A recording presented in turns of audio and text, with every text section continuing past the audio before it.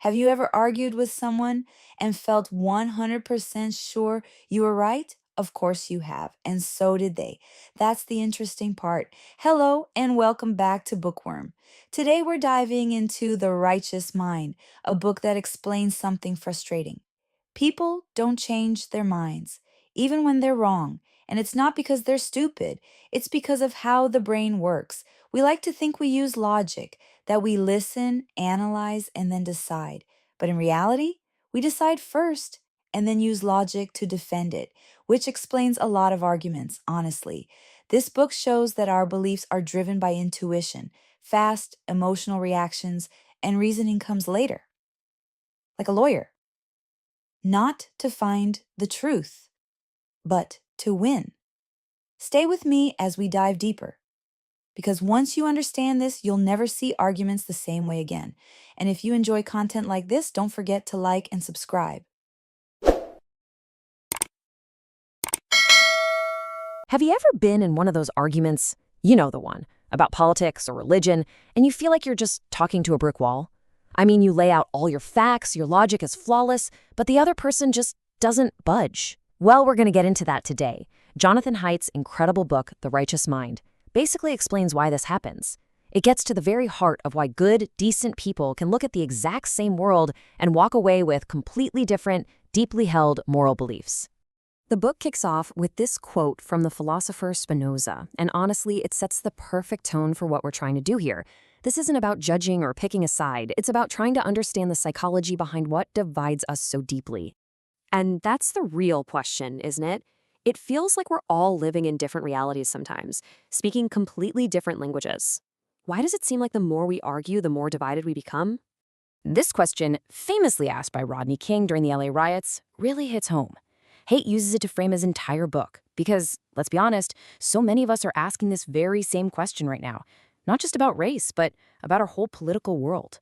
It can feel like we're watching a battle. So, can we all get along?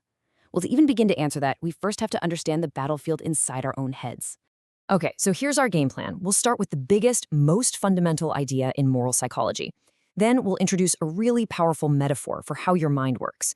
We'll put that metaphor to the test, explore the different flavors of morality, and then we'll wrap up with some practical advice on how to actually talk to each other. So what's the first big takeaway from Haidt's work? It's this. Intuitions come first, strategic reasoning comes second. And to really get that, we have to start with one simple, powerful truth about our minds. For literally centuries, philosophers like Plato thought that our reason was, or at least should be, the master of our emotions. But modern psychology tells a very different story. It turns out our minds are in this constant tug of war, pulled in all sorts of directions. And Haidt gives us this fantastic metaphor to really help us see this division clearly.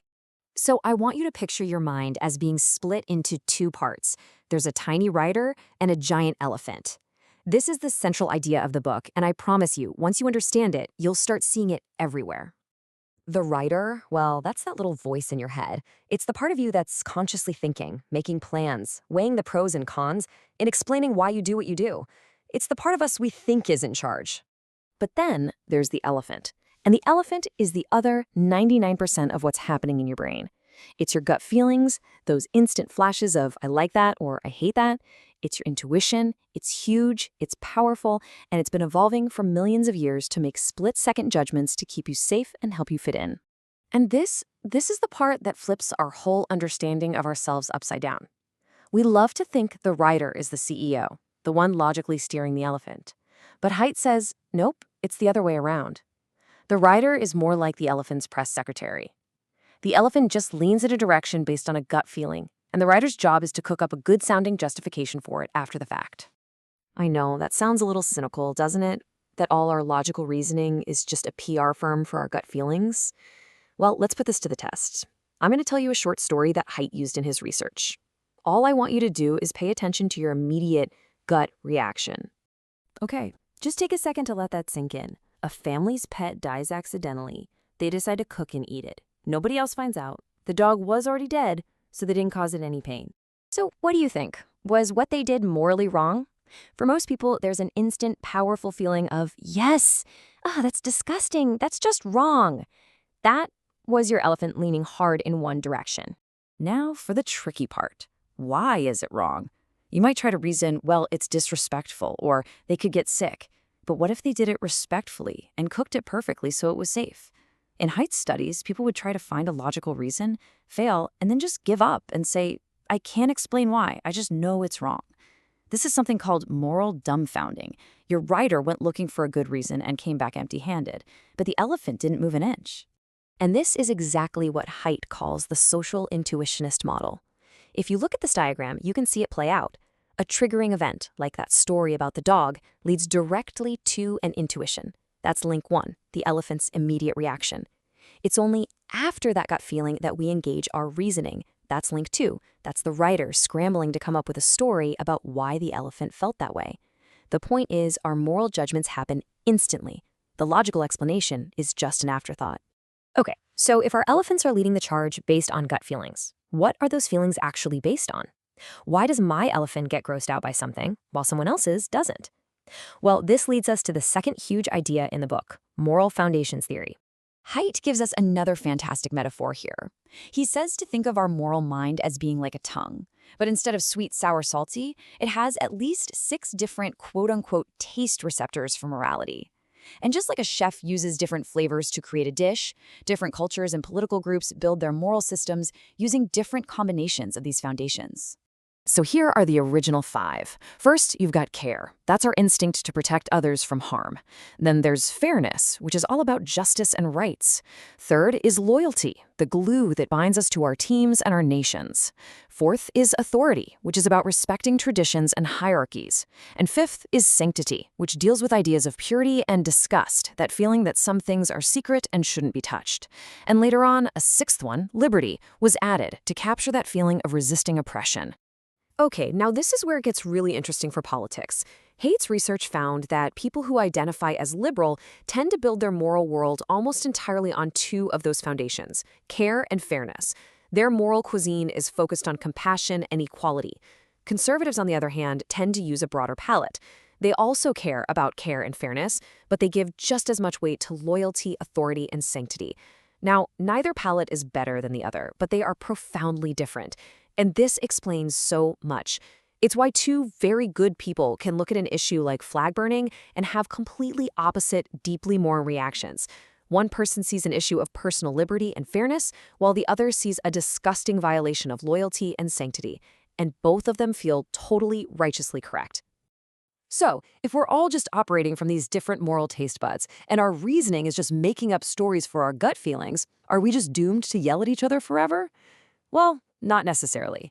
And this brings us to the final and maybe most useful takeaway from all this. The number 1 rule is stop arguing with the writer. It's a waste of time. When you attack someone's logic, their writer's only job is to defend the elephant. Their reasoning instantly becomes a lawyer defending its client, not a scientist trying to find the truth. And that's why people will defend their beliefs so fiercely, even when you show them contradictory evidence. It's not about the evidence. It's about protecting the elephant's intuition and their connection to their team. So if you actually want to have a productive conversation with someone you disagree with, you have to talk to the elephant first. You start by building a connection. Show them you understand their moral concerns, even if you don't share them. Try to frame your own argument using their moral foundations. If you can just get their elephant to relax and lean your way a little bit, its rider will follow. And it's only then, after you've connected with the elephant, that the writer might be open to hearing your facts and logic. And that leaves us with one last, pretty challenging question.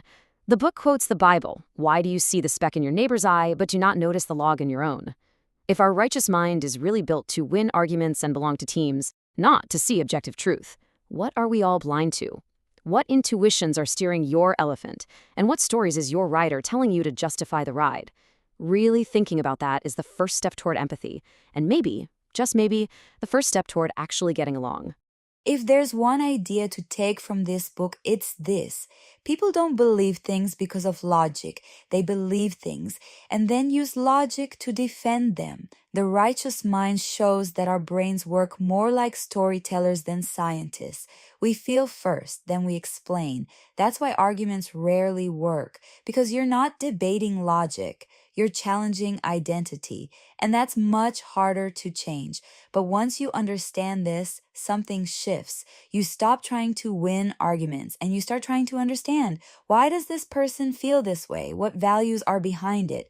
That shift creates something rare, real communication. If this made you see arguments differently, like the video, subscribe to Bookworm and stay curious. Because sometimes being right isn't the point.